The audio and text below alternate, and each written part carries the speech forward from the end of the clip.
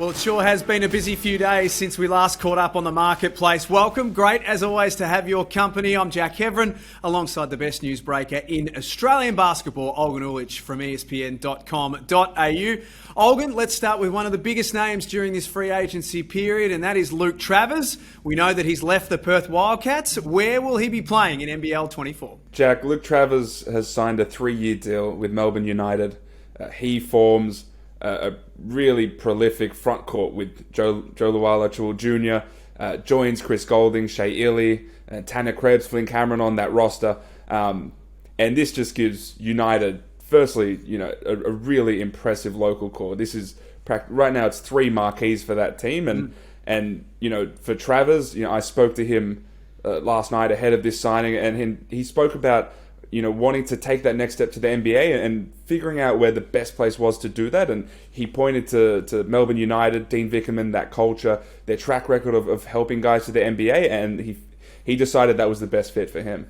Which is interesting because some people felt that when Luke left Perth, Olgun, that he would want to go somewhere where he's the number one man. You're saying that wasn't necessarily the biggest thing for him. What he did speak about was, Dean Vickerman, he told him that he would get on-ball reps. He'd be able to, play that Xavier Cooks role. And Travers mentioned that specifically, being like what Xavier Cooks was in Sydney for Melbourne United in stretches. But I think there's also a sense of knowing, what is the most translatable skill toward the NBA. And that's not necessarily being, LeBron James, right? It's being a complimentary guy, being a connector. And I think he saw Melbourne United as the best place to show off those skills that will translate better to the NBA.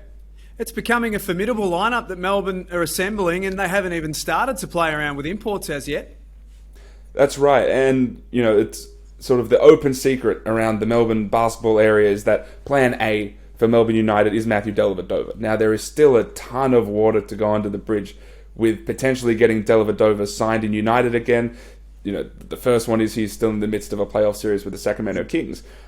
He has a fractured finger currently, but, that's plan A for Melbourne United. And if that does happen, from what I understand, they would be the first team in NBL history to not have an import and to marquee 4 players. So that's plan A. If that doesn't pan out, they still have, that spot to go get a really high-level import point guard, but with the local talent that they have, especially the elite-level guys like Luala Jr., Chris Goulding, Shea Ili, and now Travers, they're putting together a really, really solid lineup. Matthew Dellavedova, goodness gracious me. Let's move to the Tasmania Jack Jumpers. Anthony Drmic was looking for a new home at the end of the season, parting ways with the Adelaide 36ers. He'll be playing under Scott Roth next season. Yeah, that's right. The Jack Jumpers this free agency lost a lot of their guards and wings, some of the guys that they have bred for a few years. They lost Isaac White as well, and they needed someone to come in and bolster that position, and Anthony Drmic was their guy. Drmic is really close with Jack McVeigh, and there's a sense that he can come in and fit the style of what the Jack Jumpers do. He was probably the 36ers' most consistent defender outside of Antonius Cleveland this past season, and we know what he is as a shooter as well. He's coming off a poor shooting season, but he's demonstrated over the course of his career that is something that he excels in, and so he joins Scott Roth's lineup, and I wonder what the next step is. There's still the talks with Milton Doyle are still ongoing. They were in on McDowell White and they couldn't get him, and so they have some money to fill those import spots with some really talented guys, and I think the Scott Roth has a chance to, continue his, playoff push in the NBL with someone like Drmic in that lineup. Another of the stories that you've reported over the last 24 to 48 hours is the signing of Mitch Norton. He'll be with the Brisbane Bullets. That's right. Just prior to that April 14 deadline, the Perth Wildcats deactivated Mitch Norton and Todd Blanchfield. There was mutual interest really quickly for Norton to join Justin Schuller with the Brisbane Bullets.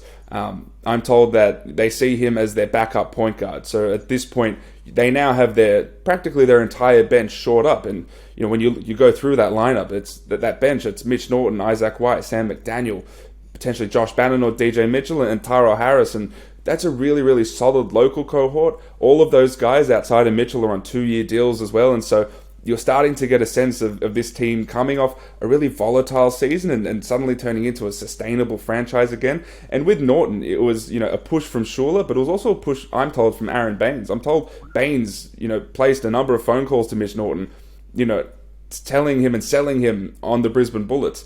And I think that's really important considering where they were last season and the sort of the pieces they have coming in this season from a chemistry and culture standpoint. Yeah, if you're building a culture, you could do no worse than start with Mitch Norton. He's absolutely superb as a human and as a player in this league. So well done to Brisbane. Every time we've mentioned Mitch Norton, Olgun, we've mentioned Todd Blanchfield in the same sentence because their situation at Perth has been very similar. Mitch has found a home. What about Todd?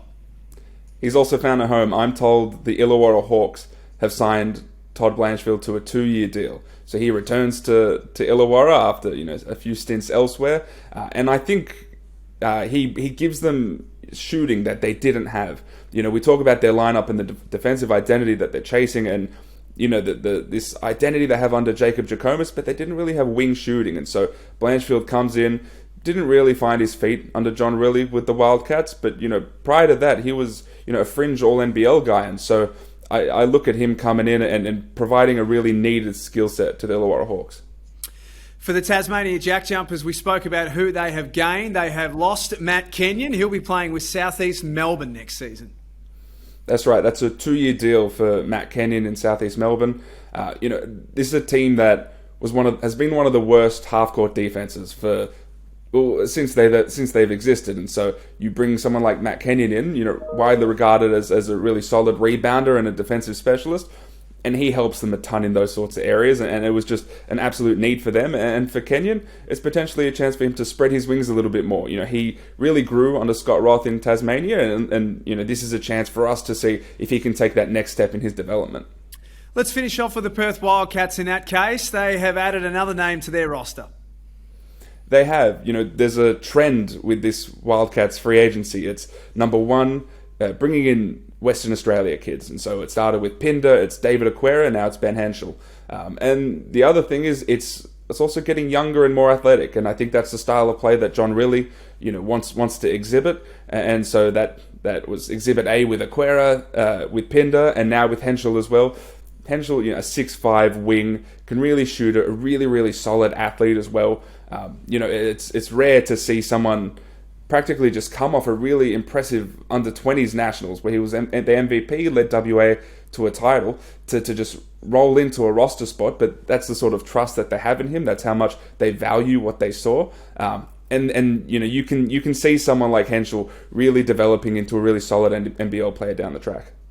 It's been a very, very busy few days, and as always, you've been at the forefront of all of these stories, Olgun. Well done to you, and we'll chat to you very shortly. Thanks, Jack. As always, thanks for joining us on The Marketplace. Don't forget, you can stay up to date with all of the latest news and information, nbl.com.au, all of the NBL social media platforms, and you can follow Olgun on Twitter. Thanks for being with us. We'll catch you soon.